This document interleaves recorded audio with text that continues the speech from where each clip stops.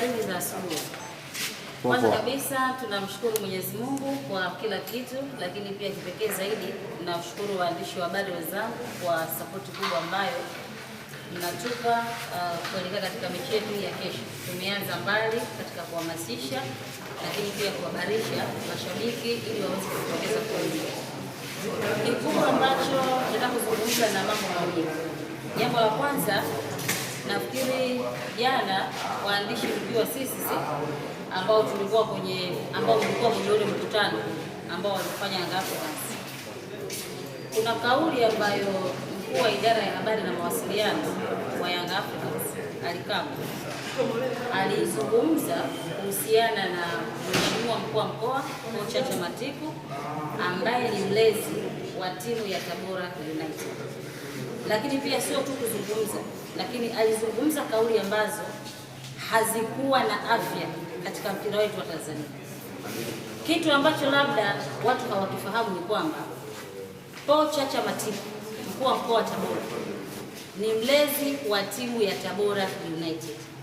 Sasa leo hii anapokuja msemaji ambaye ni level ya chini sana, mkuu wa mkoa ni status kubwa.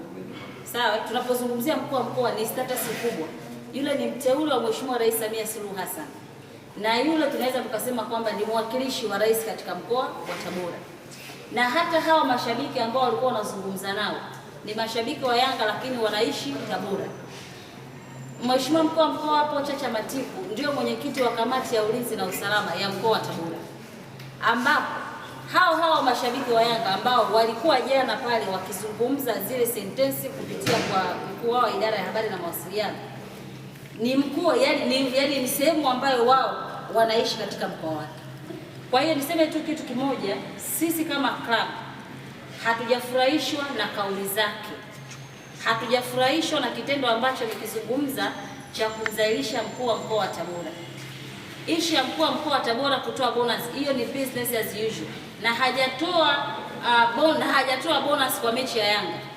Mechi ya Simba alizungumza kabisa akasema Tabora mkifunga Simba natoa milioni 50. Lakini hatukumuona afisa habari wa Simba akienda kumshambulia mheshimiwa mkuu wa mkoa kwa kauli ambazo alizungumza. Hatukuona hicho kitu. Lakini ni ajabu kwa idara ya habari wa Yanga kwenda kumshambulia mkuu wa mkoa wa Tabora kwa sababu tu amezungumza kauli ambayo imekwenda kutoa hamasa kwa wachezaji. Kwa hiyo mimi hapa tunataka kuzungumza kwa niaba ya klabu. Cha kwanza, tumesikitishwa na hatujafurahishwa na kauli ambazo amezungumza, kwa sababu yeye kwa level aliyokuwa nayo hana level ya kuzungumza maneno machafu kwa mkuu wa mkoa, hana. Na sidhani kama Yanga inaajiri watu kwa ajili ya kwenda kutukana wakuu wa mikoa. Na sidhani kama Alikamwe ameajiriwa na Yanga ili akija kwenye mechi ya Tabora aje amtukane kwa Chacha Matiku. Sidhani kama Yanga walimwajiri kwa kazi hiyo. Yanga wamemwajiri kazi ile, ninaamini maafisa habari tunaajiriwa kwenye hizi idara kwa ajili ya kuhamasisha na kutoa taarifa. Mimi sikumbuki kama kuna siku ambayo niliwahi nikasimama kwenye vyombo vya habari nikazungumza kitu chochote labda cha kumharas au cha kumtukana au cha kuzungumza kauli ambazo sio nzuri kwa rais wa Yanga namaanisha Engineer Harris au fadhili wa Yanga kwa maana ya JSM, Sizani au kwa makamu wa rais wa Yanga kwa maana ya Arafat au kwa kiongozi yote yule wa Yanga ambaye ni kiongozi mkubwa katika timu ya Yanga. Sijawahi.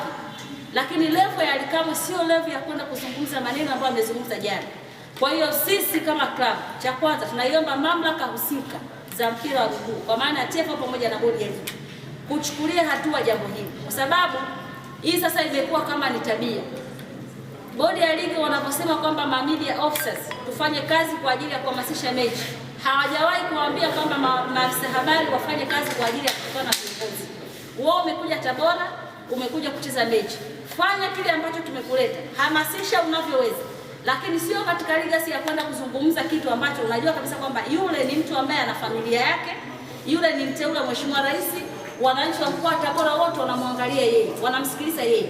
Kwa hiyo wao unapokwenda kuzungumza maneno ya kumtukana na kumharasi na kumdhalilisha, tafsiri yake ni kwamba unadhalilisha ile nafasi. Kwa hiyo mimi tunachosema kusema kwamba tumehuzunishwa na ile kauli na nampa masaa 24 Alikamwe aombe msamaha na muombe samaha mheshimiwa mkuu wa mkoa. Yaani nampa masaa 24. amuombe msamaha kocha Matiku. Tofauti na hapo, hatuna sentensi nyingine ambayo tutakwenda kuzungumza, kwa sababu sisi hatujawahi kuwaharasi wala kuwazungumza chochote vibaya viongozi wao. Tumekuwa tukizungumza sentensi moja kwa ajili ya kuhamasisha mechi.